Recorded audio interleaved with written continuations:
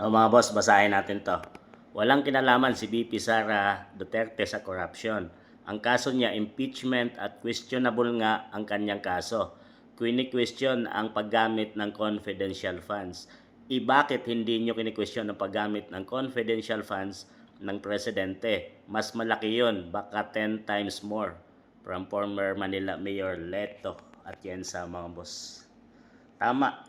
Alam nyo naman mga boss na one-sided lang yung kasong isinasampa nila at iniimbestigahan tungkol lang sa mga Duterte mga boss. Alam nyo naman kung ano ang kanilang target.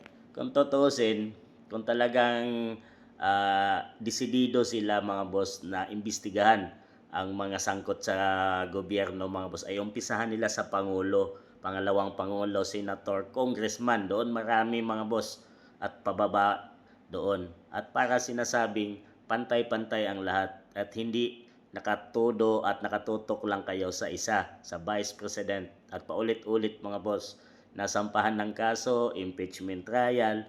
Pero kung sinasabing confidential, maling paggamit ng confidential funds ng Vice President, mas mali ang paggamit siguro ng Presidente na 10 times more na sinasabi ni Leto at Yensa na mas malaki ang kanyang confidential funds dahil billions ang kanyang confidential funds. So, dito sa mga corruption at budget insertion, so bakit hindi nila ito sinasampahan at pinaiimbestigahan itong PBBM administration?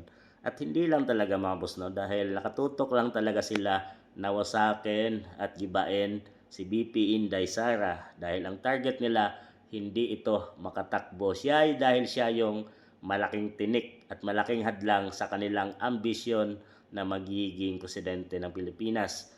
Mga boss, dahil siya talaga ang napupusuan ng karamihan ng mamayang Pilipino dahil sawa na ang mga tao ngayon sa kahirapan, sa flood control, budget corruption, at dami pa mga boss na walang proyekto sa administrasyon.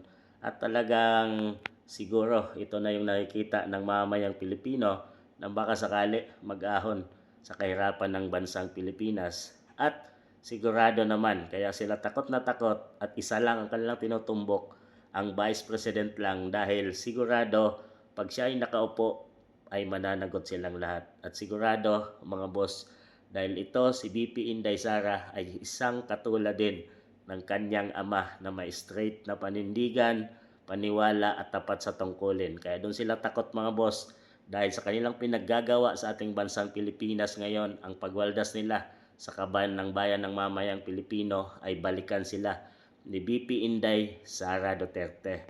So ano sa tingin niyo mga boss? Tama ang sinabi ni Lieto at Yensa na kung gusto nila ng transparency ay umpisahan nila sa pinakamataas papunta sa baba. Hindi yung nakatutok lang sila sa kay BP Inday Sara Duterte.